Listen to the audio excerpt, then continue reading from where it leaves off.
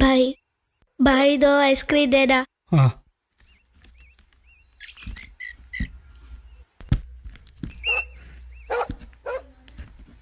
എത്രയായി? പൈസ ഒന്നും വേണ്ട. ചേട്ടൻ മലയാളിയായിരുന്നോ? എന്താ ചേട്ടൻ ഫ്രീ ആയിട്ട് നടത്തുമായിരുന്നോ? ഏറെക്കുറെ. എന്താ ഒരു 5-6 കൊടുത്താ? ഇന്ന് സേവനം കഴിഞ്ഞു. പോയെ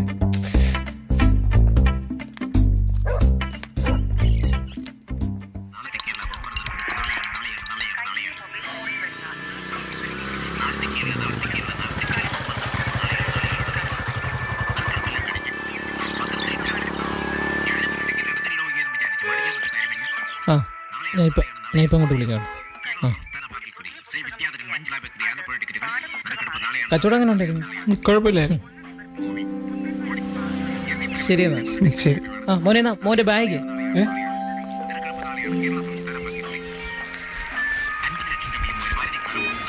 ഇതറിയാം മോൻ്റെ വണ്ടിയാണ്, ബൈക്കാണിത്. എന്താ മോൻ്റെ ബൈക്കാണിത്? നല്ല വില കൂടിയ വണ്ടിയാണല്ലോ. അതെ 2. ആ മോൻ്റെ അച്ഛൻ്റെ ജോലി എന്ത്? പോലീസിലെ. പോലീസുകാരൻ്റെ മോനായിട്ടാണോ നീ ഇങ്ങനെ ഐസ്ക്രീം വിറ്റ് നടക്കുന്നത്? സ്വന്തം ചെലവിന് വേണ്ടി ഞാൻ വീട്ടുകാരെ ബുദ്ധിമുട്ടിപ്പിക്കാറില്ല. നിന്റെ പ്രായത്തിലുള്ള എത്രയോ പിള്ളേരാണെന്നറിയാമോ ഈ പണമൊക്കെ ദുരുപയോഗം ചെയ്ത് നടക്കുന്നത്? അറിയാമോ അത്? ശരിയെന്നാ. ശരി.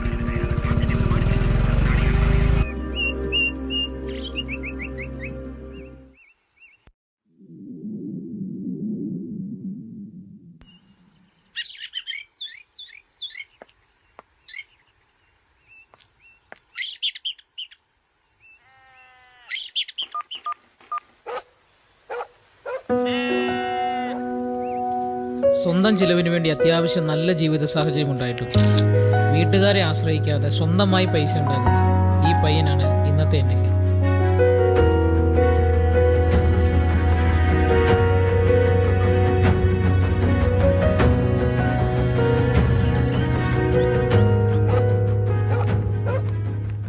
ഈ വീടിന്റെ മുന്നിൽ വന്ന് ഇങ്ങനെ കച്ചവടം ചെയ്യാൻ പറ്റില്ല. ഓ സോറി സാർ, ഞാൻ ഇന്ന് തന്നെ മാറ്റിക്കോളാം.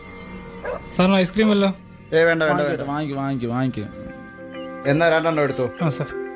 എന്നാ നിന്റെ 3 എണ്ണം എടുത്തു. നിന്റെ ചേട്ടത്തെ അമ്മയ്ക്കൂടെ വന്നില്ല.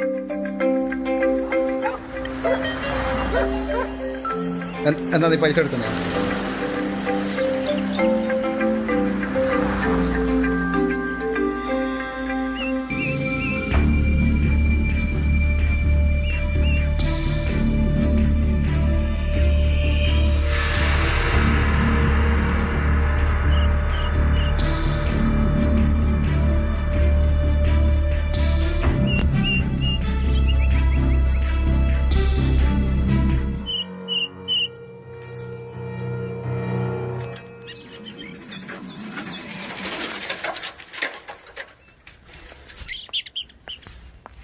സാർ ഇന്നലെ മോനെ. ഓക്കെ.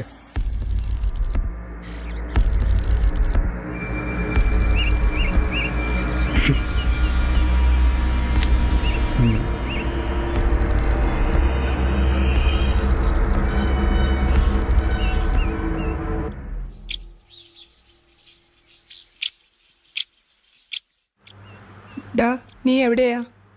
ഞാൻ കോളേജിലാ. എന്താ അമ്മ? നിന്റെ ഒരു ഫോട്ടോ FB കണ്ടല്ലോ. നിനക്കിവിടെ എന്തിന്റെ കുറവാ നീ ഐസ്ക്രീം വിൽക്കാൻ നടക്കുന്നത്? അമ്മേ അത് കോളേജിലെ ഒരു തെരുവ് നാടകത്തിന്റെ. ഓ അതാണോ? ആ ഓക്കെ. ഓ അതാ എനിക്ക് അങ്ങനെ തോന്നിയത്. നിനക്കിവിടെ എന്തിന്റെ കുറവാ? ആ ശരി. ശരി. നമസ്കാരം. വാർത്തകൾ വായിക്കുന്നത് സുഷ്മ. ആഹാ എന്തുപറ്റി മോനെ, ഇന്ന് കച്ചവടം നേരത്തെ കഴിഞ്ഞോ? ഇന്ന് നേരത്തെ കഴിഞ്ഞു. ഇന്ന് ചേട്ടാ. അയ്യോ പിന്നെ ചേട്ടാ ഞാൻ ഇന്നോടെ ഉള്ളു കേട്ടോ. അതന്നെ. എനിക്ക് കുറച്ച് പൈസ ആയിട്ടുണ്ട് ഞങ്ങൾക്ക് ആവശ്യത്തിനുള്ള. അപ്പം ഞാൻ ഇനി എന്തെങ്കിലും ആവശ്യമുണ്ടെങ്കിൽ വിളിക്കാം. എന്നാ കാണാം എവിടെങ്കിലും വെച്ച്. ഓക്കെ ഏട്ടാ.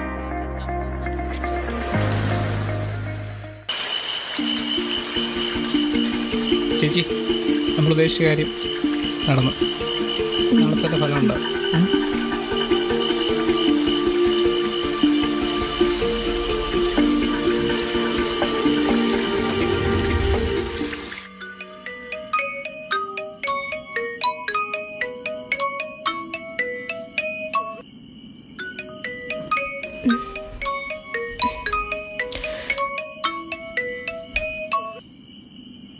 ഹലോ.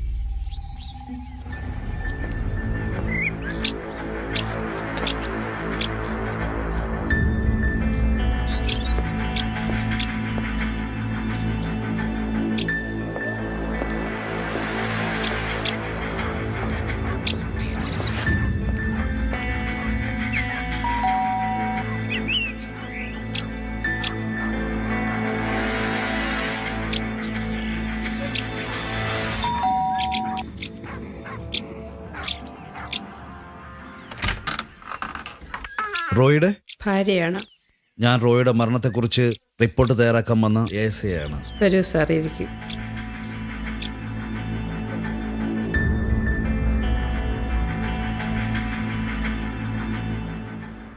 ഇതാരാണ്? റോയിയുടെ അനിയനാണ് സാറേ. സാറേ എൻ്റെ ചേട്ടൻ മരിച്ചു. എൻ്റെ ചേട്ടനെ ആരും കൊന്നയാ. മോനെ, സാർ അത് അന്വേഷിക്കാൻ വന്നതല്ലേ? റോയിക്ക് എന്തെങ്കിലും പ്രശ്നമുള്ളതായിട്ട് അറിയാമോ? ഇല്ല സാർ, അങ്ങനെയൊന്നും ഉണ്ടായിരുന്നില്ല. റോയി പുറത്തുനിന്ന് ഫുഡ് വല്ലതും കഴിച്ചിട്ടുണ്ടായിരുന്നോ? ഇല്ല സാർ, അദ്ദേഹം പുറത്തുനിന്നൊന്നും കഴിക്കാറില്ല. ഐസ്ക്രീം കഴിച്ചല്ലോ. സാർ, അത് ഞങ്ങൾ എല്ലാവരും കഴിച്ചതാണ് സാറേ. ഞാൻ റിപ്പോർട്ട് എഴുതിയിട്ടുണ്ട്. 2 ദിവസത്തിനുള്ളിൽ SI വരുമ്പോൾ വിശദമായി ഒരു അന്വേഷണം കാണും. ശരി സാർ.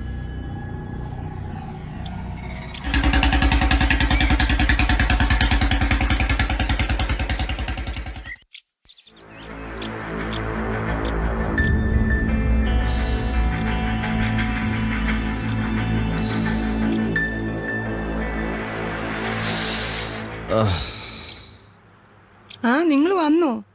നിങ്ങൾ ഇത് കണ്ടോ? നമ്മുടെ മോന്റെ വെറൈറ്റി ഫോട്ടോ FB വന്നിട്ടുണ്ട്. ദാ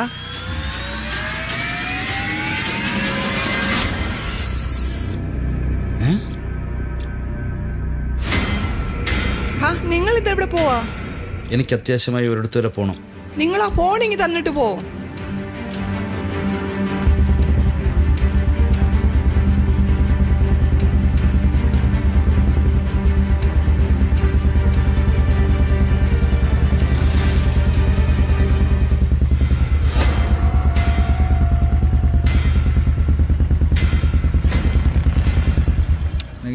നിങ്ക കവലേ ജാലേ.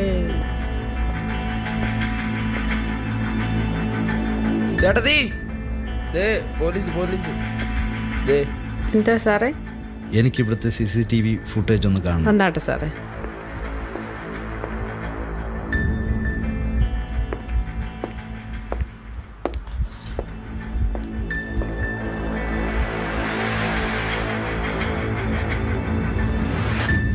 കഴിഞ്ഞ മാസം 30 വിഷ്വൽസ് ഒന്ന് കാണിക്കണം. ആ,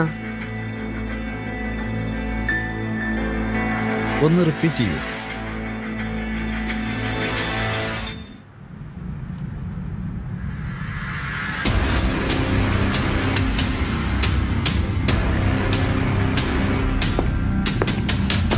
എവിടെ അപ്പു? അപ്പു, എന്താ? എന്തു പറ്റി? എവിടെ അവൻ? എന്താ കാര്യം? നീ എന്തിനാടാ റോയിയുടെ വീടിന് മുന്നിൽ ഐസ്ക്രീം വിൽക്കാൻ പോയത്? ഞാൻ പറഞ്ഞില്ലേ, അവൻ നാടകത്തിന്റെ റിഹേഴ്സൽ ആയിരുന്നു. നീ അങ്ങോട്ട് മാറിക്കണി. ഞാൻ ഇവിടെ ഐസ്ക്രീം വിൽക്കാൻ പോയിട്ടില്ല. നീ ഈ ഫോട്ടോ ഉണ്ടോ? ഇതിന്റെ പിൻഭാഗം റോയിയുടെ വീടാണ്. ഇതിൽ നീ എന്തോ തെറ്റ് ചെയ്തിട്ടുണ്ട്. എന്റെ മനസ്സ് പറയുന്നുണ്ട്. എന്നാ അച്ഛന്റെ മനസ്സ് പറയുന്നത് സത്യമാ. മോനെ അപ്പു, എന്റെ പെങ്ങളെ ഉപദ്രവിച്ചിട്ട് എനിക്ക് കൊല്ലേണ്ടി വന്നു. മോളെ, നീ ചെയ്തത് ശരിയാണ് മോനെ. പക്ഷേ നിയമത്തിന്റെ മുമ്പിൽ നീ തെറ്റുകാരനാണ്. നിന്നെപ്പോലെ എല്ലാവരും നിയമം കയ്യിലെടുക്കാൻ തുടങ്ങിയാൽ ഈ നാട്ടിൽ കോടതിയും പോലീസും ഒന്നും വേണ്ടല്ലോ. നിനക്ക് ഈ വിവരം എന്നോട് പറയാമായിരുന്നു. എന്തിന്? അവർ പോലീസ് സ്റ്റേഷനിൽ പോയി ചോദിക്കാനോ? അപ്പോൾ നീ എന്ത് ന്യായം പറഞ്ഞാലും നിയമത്തിന് മുമ്പിൽ നീ കുറ്റക്കാരനാണ്. നിന്നെ എനിക്ക് വിഷമത്തോടെയാണെങ്കിലും നിയമത്തിന് മുമ്പിൽ ഏൽപ്പിച്ചേ മതിയാവൂ. അപ്പോ എനിക്ക് വേണ്ടിയല്ലേ ഇതെല്ലാം ചെയ്തേ? അച്ഛൻ എന്നെ അറസ്റ്റ് ചെയ്തു, അവനെ അറസ്റ്റ് ചെയ്യണ്ട.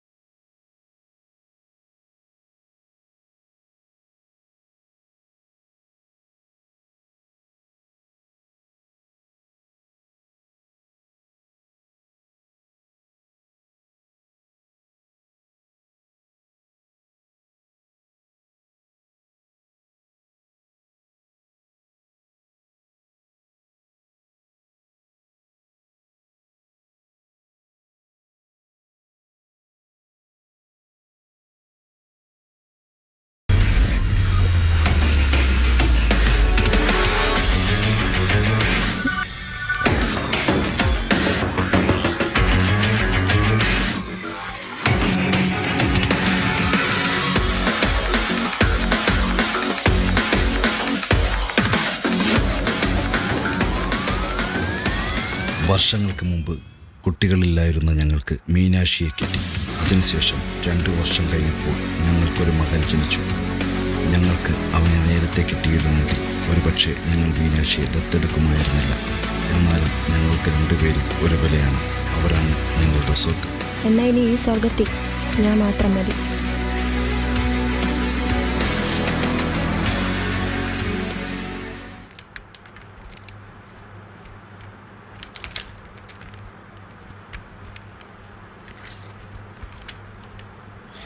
ആ മീനാക്ഷിയോട് ക്യാബിലോട്ടൊന്ന് വരാൻ പറയും.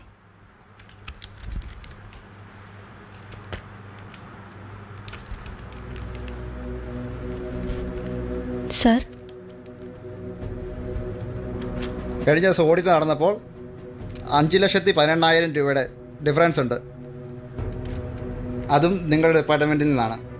അതിൻ്റെ ഉത്തരവാദിത്വം തനിക്കാണ്. ഒരാഴ്ച സമയം തരും. അതിനുള്ള പൈസ ഇവിടെ തിരികെ വരണം. മനസ്സിലായോ? ഇങ്ങനൊരു ഇളവ് തരുന്നത് തൻ്റെ ഭാവിയെ കരുതി മാത്രമാണ്. സത്യമായിട്ടും എനിക്കറിയില്ല സാർ. നിങ്ങൾ അറിഞ്ഞാലും അറിഞ്ഞില്ലെങ്കിലും ഒരാഴ്ചത്തെ സമയം തരും. Otherwise I will inform the police. Now you may clear out.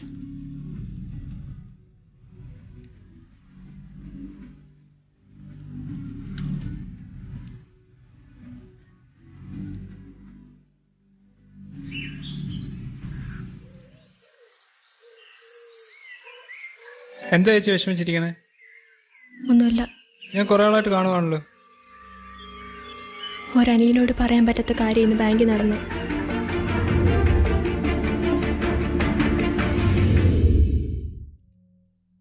ഇത് ഇയാൾ ചെയ്ത ഫയലല്ലേ?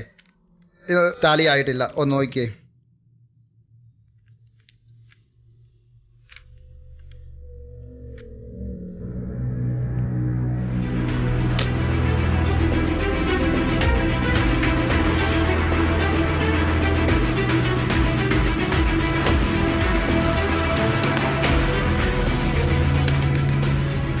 നമുക്കിത് ഇപ്പൊ തന്നെ അച്ഛനെ അറിയിക്കണം. വേണ്ട, ഇതിനുള്ള പ്രതികാരം ഞാൻ തന്നെ വീട്ടിക്കോളാം. മണ്ടത്തരം പറയല്ലേ ചേച്ചി?